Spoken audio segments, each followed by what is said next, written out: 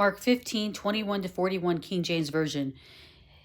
And they compel one Simeon a Syrian who passed by, coming out of the country, the follower of Alexander and Rufus, to bear his cross. And they bring him under the place Golgotha, which is, being interpreted, the place of a skull. And they gave him to drink wine mingled with myrrh, but he received it not. And when they had crucified him, they parted his garments, casting lots upon them, what every man should take. And it was the 3rd hour, and they crucified him. And this description of the accusation was written over the King of the Jews.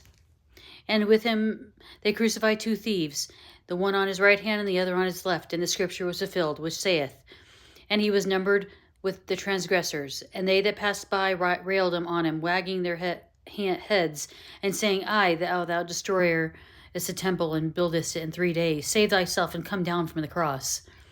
Likewise, also the chief priests, mocking, said among themselves with the scribes, He saved others, himself he cannot save.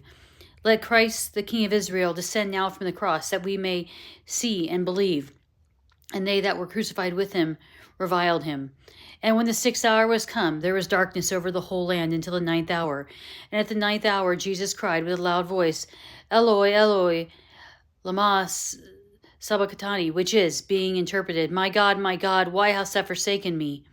And some of them they stood by when they heard it, said, Behold, he called Elias. And one ran and filled a sponge full of vinegar and put it on a reed, and gave him a drink, saying, Let alone, let us see where their lives will come to take him down. And Jesus cried with a loud voice and gave up the ghost. And the veil of the temple was rent in twain from the top to the bottom. And when the centurion which stood over against him saw that he so cried out and gave up the ghost, he said, Truly, this man was the Son of God.